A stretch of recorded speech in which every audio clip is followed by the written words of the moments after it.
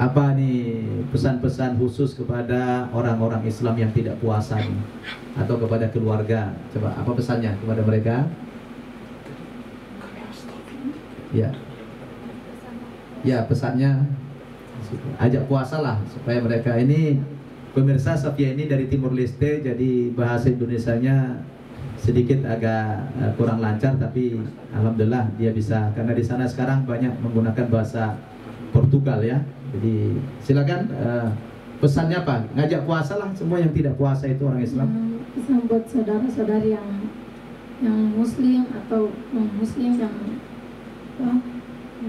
ya berpuasa, yang berpuasa. mari berpuasa, jangan sampai tidak puasa. Ya, mari kita berpuasa sama-sama, jangan sampai Tidak puasa. Jangan sampai tidak puasa. Iya, benar. Kalau Khonsa, apa pesan-pesan khusus kepada umat Islam yang tidak puasa agar mereka berpuasa gitu? Ketika saya bisa menjalankan ibadah puasa, saya juga merasakan sedih karena semasa sekolah saya kan mayoritas bareng teman-teman yang agama muslim. Banyak juga yang saya lihat teman-teman saya itu nggak menjalankan ibadah puasanya. Saya sendiri yang sekarang ini udah agama muslim, sedih kalau bukan dengan cara puasa aja kita nggak bisa gitu untuk menghapuskan dosa-dosa kita, untuk menambahkan pahala kita. Lalu dengan cara apa lagi? Allah itu memberikan nikmat kepada kita. Buat teman-teman dan saudara yang seiman di luar sana, pesan saya, ketika kita bisa bertemu dengan bulan Ramadan, nggak sulit kok menjalankan ibadah puasa itu. Hari pertama aja kayak yang saya rasakan itu lumayan berat. Cuman kalau kita tekadnya kuat, oh ini buat Allah gitu, pasti bisa. Jadi kalau kita ada ketemu bulan Ramadan, kita harus bersyukur dan harus bisa menjalankan ibadah puasa, karena itu adalah kewajiban kita sebagai agama muslim. Allahu Akbar. Dalam sekali pesan moral dari Khonsah yang baru 2 minggu masuk Islam, dahsyat ya. Dia mengatakan kalau Ramadan saja datang yang membawa begitu banyak keutamaan, menawarkan pengampunan dosa, tapi kalian tidak memanfaatkan momentum yang berharga ini dengan sungguh-sungguh, betapa ruginya orang Islam yang lahir dari muslim. Subhanallah, hebat ini akun saya, betul-betul hidayah dari Allah Subhanahu wa taala. 2 minggu sudah mempunyai wawasan sedalam ini dan sudah bisa berpesan kepada pemirsa yang tidak puasa itu agar jangan sampai menyia-nyiakan waktu yang berharga ini ya. Allah Subhanahu wa taala sudah mengatakan dalam hadis qudsi, as-saumu li wa ana ajzibi. Puasa itu adalah untukku dan akulah yang langsung membalasnya, kata Allah Subhanahu wa taala. Balasan Allah dalam puasa ini luar biasa pemirsa ya. Luar biasa sekali.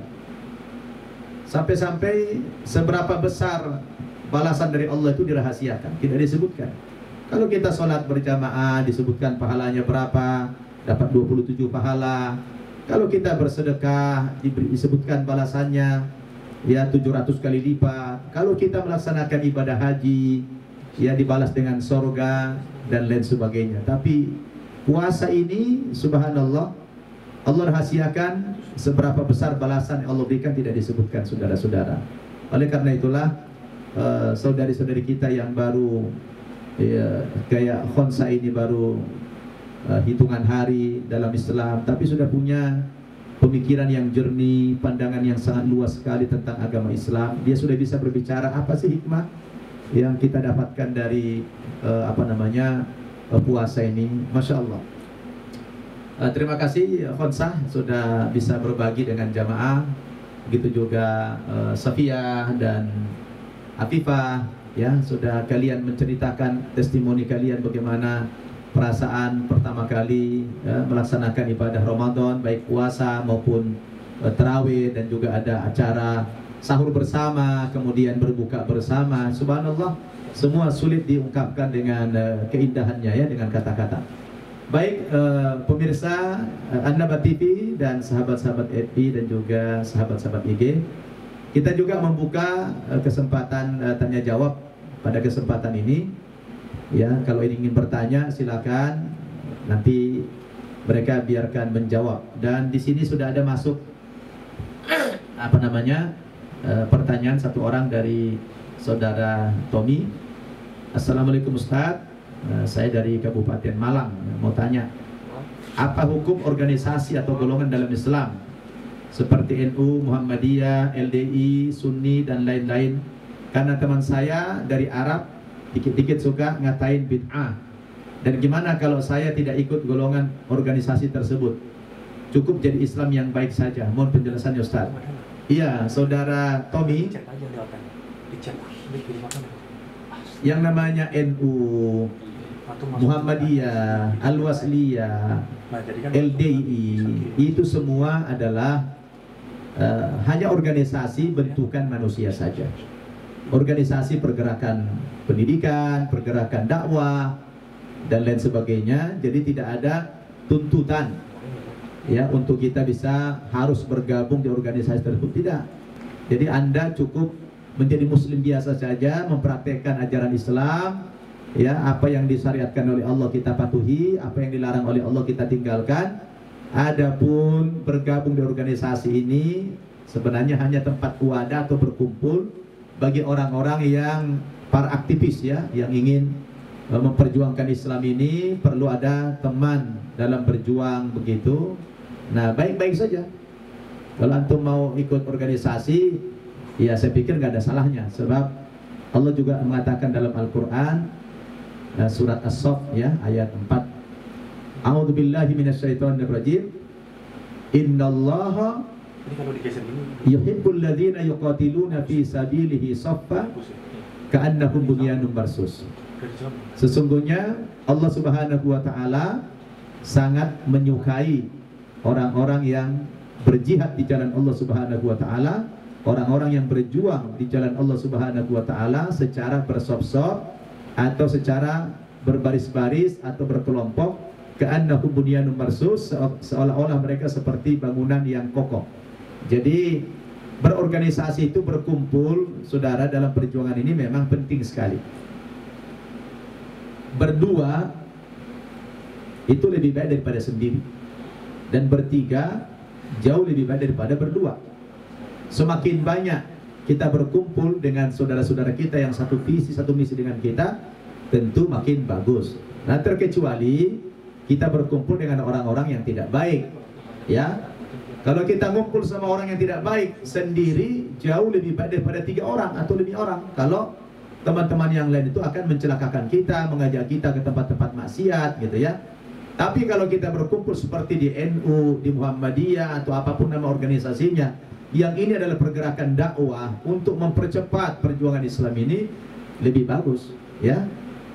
Nah, adapun masalah aliran, ya kita ini harus ya mengikuti Al-Quran dan Sunnah bersama ijma ulama dan juga qiyas yang sudah disepakati, ya. Jadi kalau antum mau mengambil pijakan hukumnya, ya kembali kepada Al-Quran, satu, kedua Sunnah, hadis-hadis Nabi, yang ketiga ijma ulama, pendapat-pendapat ulama, dan yang keempat adalah qiyas. Nah, dalam hukum-hukum Islam itu perlu qiyas. Nah, qiyas ini artinya adalah analogi. Contohnya di zaman dulu orang berzakat fitrah itu adalah menggunakan gandum misalnya, karena itu makanan pokok mereka. Nah, kita orang Indonesia makanan pokoknya apa? Beras. Nah, maka dikiaskan. Nah, kalau kita sekarang berzakat fitrah dengan beras, karena itu makanan pokok kita, itu namanya qiyas. Nah, qiyas itu menjadi salah satu sumber hukum kita juga di luar Al-Quran dan Sunnah. Ya begitu saudara Tommy, silakan antum mau bergabung. Dan orang Arab yang mengatakan dikit-dikit bid'ah, ya kita melihat konteksnya saja, dalam hal apa dia mengatakan itu bid'ah, ya gitu kan. Bid'ah itu secara bahasa artinya hadis, sesuatu yang baru. Nah, baru di sini maksudnya adalah berkaitan dengan masalah-masalah ubudiyah, masalah-masalah ibadah. Jadi kata-kata bid'ah itu sebenarnya hanya berkaitan dengan masalah ubudiyah saja, ibadah. Contohnya di zaman Nabi sholat subuh 2 rakaat. Nah, sekarang kita buat sholat subuhnya 4 rakaat. Nah, itu bid'ah, dolalah itu. Kalau hanya persoalan sarana-sarana, metode-metode, itu tidak bisa kita katakan bid'ah. Itu kan boleh-boleh saja. Sarana itu kan kalau untuk perjuangan Islam boleh kita manfaatkan sarana buatan manusia. Seperti saya pegang mikrofon ini kan sarana ini, sarana untuk dakwah. Kita pakai handphone, pakai kamera ini semua secara bahasa bid'ah, sesuatu yang baru. Di zaman Nabi tidak ada ini. Tetapi jangan sampai kita generalisasi bahwa kata-kata bid'ah itu tidak bersifat umum, ya, khusus yang berkaitan dengan masalah ubudiyah saja, ibadah. Baik, jadi antum silahkan ikut organisasi apa tidak. Kalau memang ingin berdakwah, bergabung, silahkan, ya.